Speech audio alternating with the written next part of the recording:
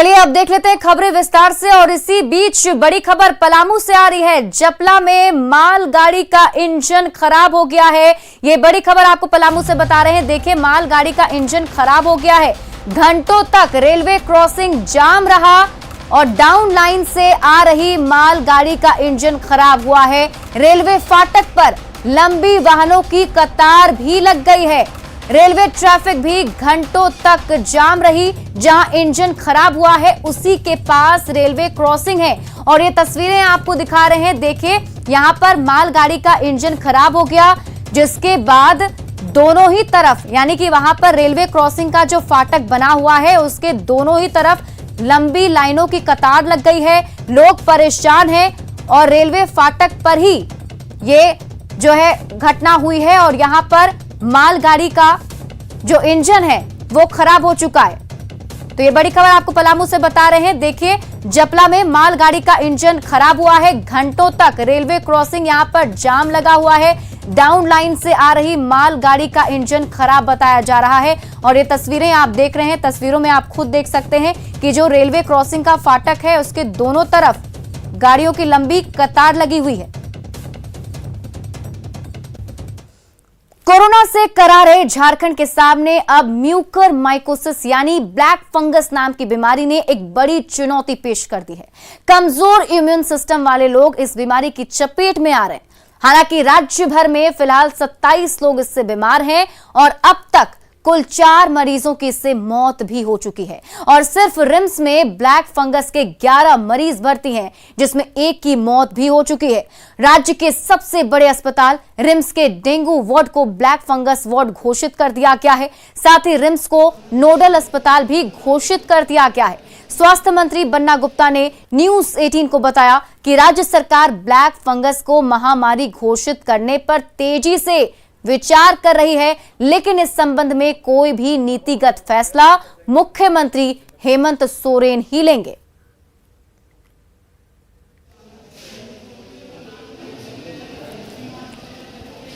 तो ये खबर आपको बता रहे हैं। देखिए, झारखंड में भी ब्लैक फंगस को महामारी घोषित किया जा सकता है। फिलहाल पूरे राज्य में झारखंड की बात करें तो 27 ब्लैक फंगस के मरीज मिले हैं, जिसमें से 4 लोगों की मौत भी हो चुकी है।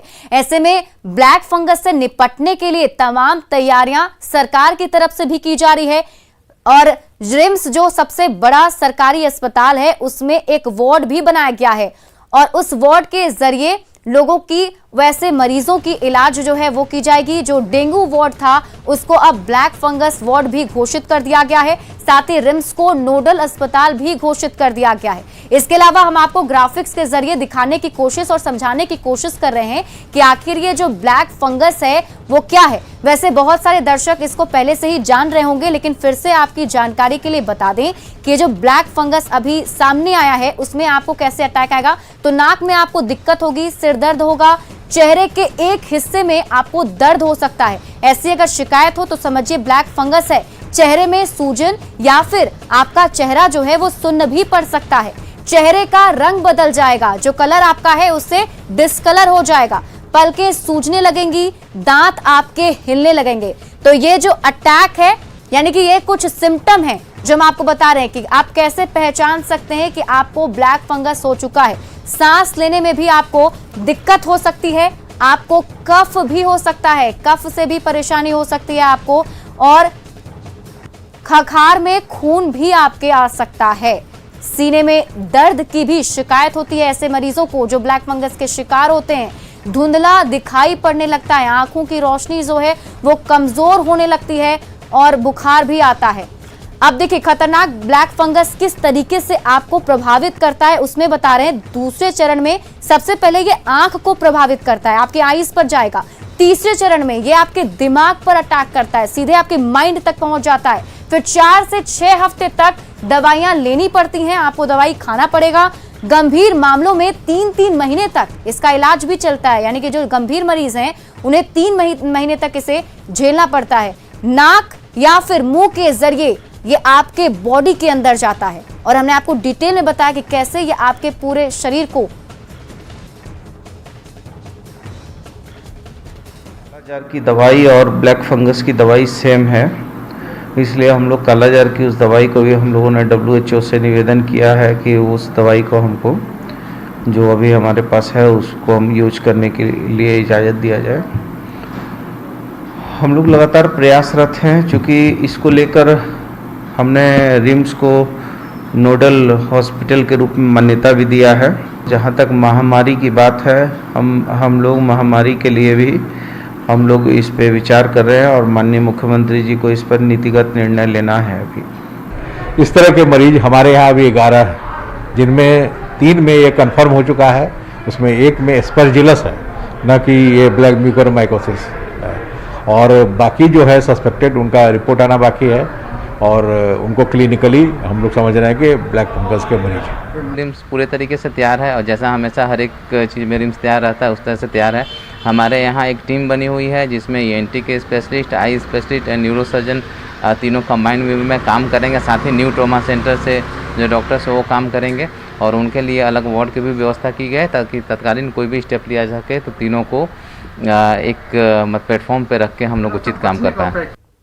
चलिए बढ़ते हैं आगे और अब बात दूसरी खबर की। झारखंड में वैक्सीनेशन को लेकर लगातार आ रही परेशानियों पर स्वास्थ्य मंत्री बन्ना गुप्ता ने इसका ठिकरा केंद्र सरकार पर फोड़ा है। उन्होंने कहा कि राज्य सरकार जितने वैक्सीन की डिमांड कर रही है उतना डोज केंद्र से उन्हें नहीं मिल पा रहा। स्वास्थ्य मंत्री ने कहा कि राज्य में इस समय कुल वैक्सीनेशन का स्टॉक 6,05,800 है। उन्होंने कहा कि केंद्र सरकार से 50 लाख कोविशील्ड और 50 लाख कोवैक्सीन की डिमांड की गई, लेकिन इसे अभी तक पूरा नहीं किया गया है। वैक्सीन मैन्युफैक्चरिंग तो नहीं करता है, हम तो आश्रित हैं केंद्र पर, लेकिन अब हम पैसा देके भी क्रय करना चाहते हैं तो भी हमको नहीं मिल रहा है। तो कहीं ना कहीं तो हमारी जो है जनता के बीच में, हमारे नौजवानों के बीच में फॉल्स पोजीशन हो रही है। एक तरफ आप कह रहे हैं कि 1 मई से वैक्सीनेट करो, दूसरा तरफ आप वैक्सीन दे नहीं रहे हैं, तो हम कहाँ से वैक्सीन लाएंगे और कहाँ से वैक्सीनेट करेंगे।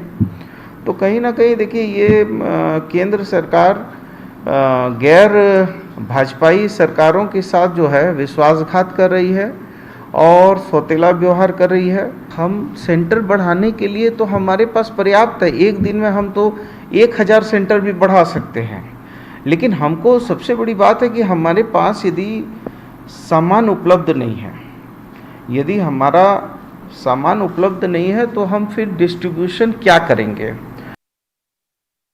बोकारो के सेक्टर 5 पुस्तकालय मैदान में वेदांता इलेक्ट्रो स्टील की तरफ से CSR के तहत 100 बेड का टेंट अस्पताल का निर्माण कार्य किया जा रहा है। जो तस्वीरें आपके सामने ये देखिए, 100 बेड इसमें लगाए गए हैं और अस्पताल को 1 जून को बोकारो स्वास्थ्य विभाग को सौंप दिया जाएगा। 80 बेड ऑक्सीजन सपोर्टेड रहेंगे, जबकि 20 बेड CCU और ICU के तर्ज पर बनाया जा रहा है। ICU और CCU के लिए अलग व्यवस्था भी की गई है। इस अस्पताल को बनाने के लिए 14 मई से 100 मजदूर दिन रात काम कर रहे हैं और तब जाकर यह अस्पताल बनकर तैयार हुआ है। ऑक्सीजन युक्त हमारा बेड बन रहा है, जिसमें से 20 जो हम लोग यहाँ बना रहे हैं वो आपका CCU यूनिट है। और इस तरह के देश में हम लोग 10 जगह बना रहे हैं। ये हमारे चेयरमैन साहब अनिल अग्रवाल की सोच है कि गरीब जनता इससे फ़ायदा उठाए। चूँकि हम लोग का प्लांट बोकारो में है तो हम लोग ने सोचा कि इसको एक यहाँ पर दिया जाए, जिसमें डिस्ट्रिक्ट एडमिनिस्ट्रेशन BSL प्रबंधन काफ़ी हम लोग को सपोर्ट कर रही है। अपना 100 बेडेड है हॉस्पिटल पूरा ये, जिसमें 80 ऑक्सीजन बेड है और 20 ICU के बेड है। पूरा फुल्ली सेंट्रलाइज AC रहेगा ये कम्प्लीटली। इसमें सब स्टाफ का एक अलग सेगमेंट है रहने के लिए, और पर मरीजों के लिए अलग टॉयलेट का सेगमेंट है। पूरा कम्प्लीटली एक सेंट्रलाइज सिस्टम है, जिससे कोई भी इसके मैनेजमेंट में दिक्कत नहीं आएगी। जो कि इसके पीछे साइड में हम एक सर्विस एरिया क्रिएट किया हुआ है, वो पूरा का पूरा सिस्टम जो है यहाँ पर किसी भी समय ब्लैकआउट नहीं होगा, ये इंश्योर हमने किया हुआ है। कोरोना संक्रमण काल में मदद के हाथ लगातार उठ रहे हैं। जरूरतमंद लोगों को मदद पहुंचाने के लिए तो कई संगठन काम कर ही रहे हैं, पर जो बेजुबान हैं उनके लिए भी सोचना जरूरी है। इसी सोच के साथ रांची की राष्ट्रीय युवा शक्ति संस्था ने बेजुबान मवेशियों और पक्षियों के बीच भोजन का वितरण किया। राजधानी रांची में ऐसे बेजुबान को भोजन कराया जा रहा है।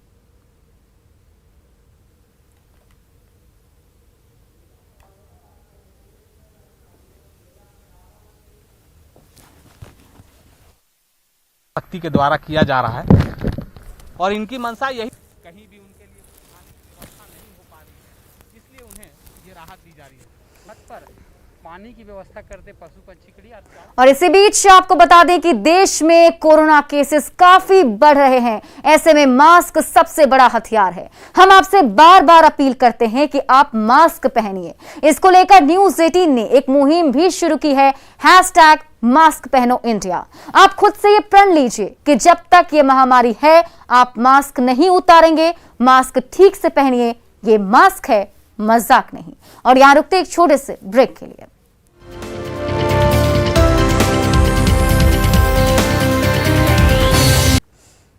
ब्रेक के बाद आपका स्वागत है और अब आपको एक अच्छी खबर बताते हैं। कोरोना काल में लाचार और जरूरतमंदों को घर पर कोरोना का टीका लग जाना किसी वरदान से कम नहीं है और ऐसा मुमकिन हुआ है ओडिशा के राउरकेला में, जहां संजीवनी रथ से घर घर टीका पहुंचाया जा रहा है।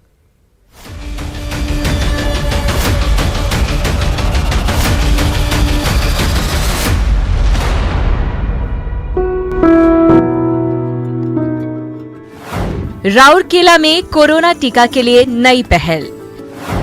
बुजुर्ग, बीमार और दिव्यांग को घर पर टीका। संजीवनी रथ से घर घर टीकाकरण अभियान।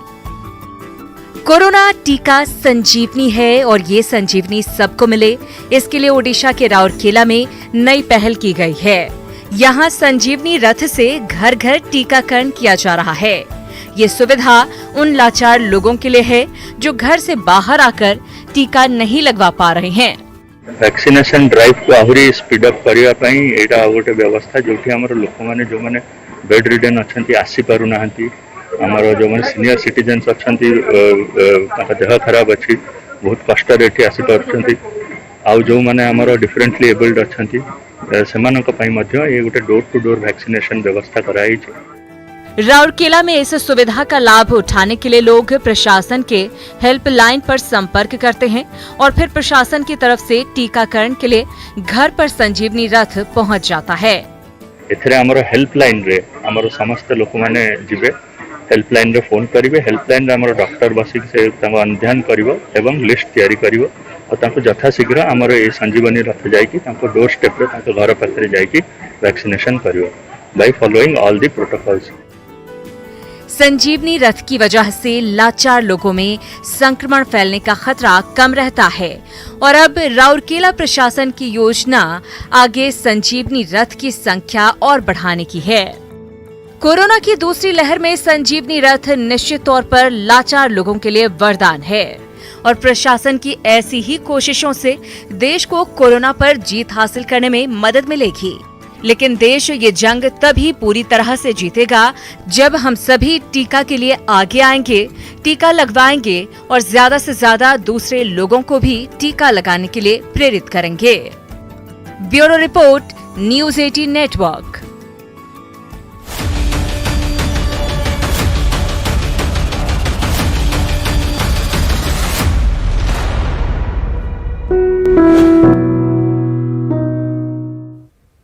और नेटवर्क 18 ये सुनिश्चित करना चाहता है कि हर भारतीय को कोविड-19 टीका मिले। टीकाकरण जागरूकता बढ़ाने के लिए नेटवर्क 18 और फेडरल बैंक की पहल संजीवनी अ शॉट ऑफ लाइफ को सपोर्ट करे। हेल्थ एक्सपर्ट अपोलो 24/7 आपके साथ है।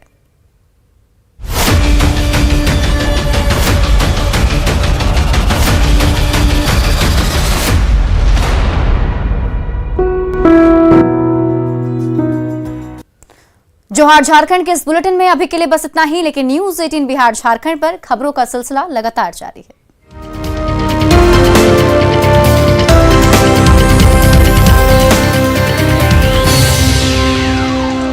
Headline presented